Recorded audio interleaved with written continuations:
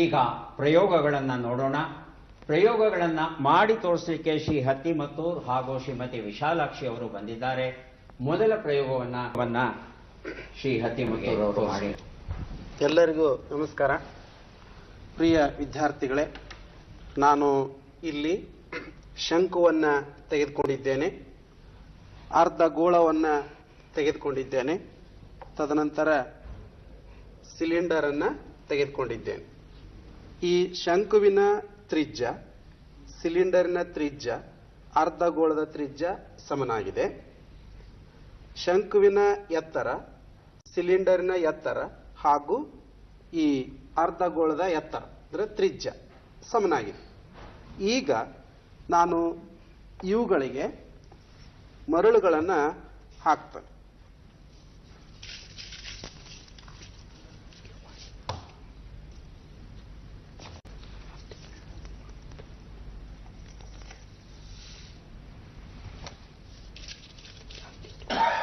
ಶಂಕುವಿನಿಂದ ಅರ್ಧ ಗೋಳ 2 ಬಾರಿಗೆ ತುಂಬುತ್ತದೆ ಅಂತ ನೀವು ಗಮನಿಸ್ತಾ ಇದ್ದೀರಿ.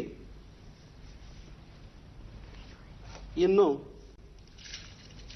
ಸಿಲಿಂಡರ್ಗೆ ಹಾಕ್ತಾ ಇದ್ದೇನೆ.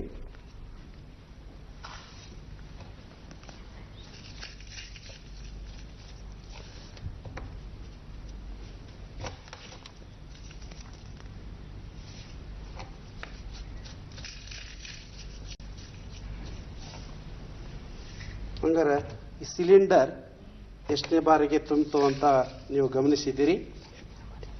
ಇಲ್ಲೇ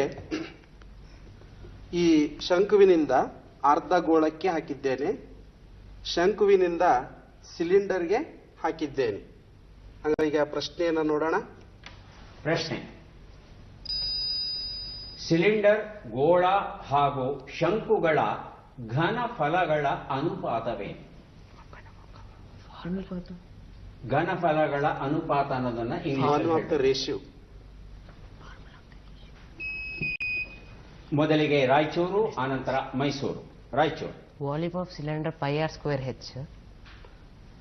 ರೇಷಿಯೋ ಕೇಳಾತಿ, ಅನುಪಾತ.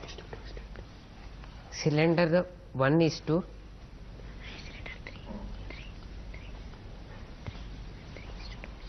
3:2:1.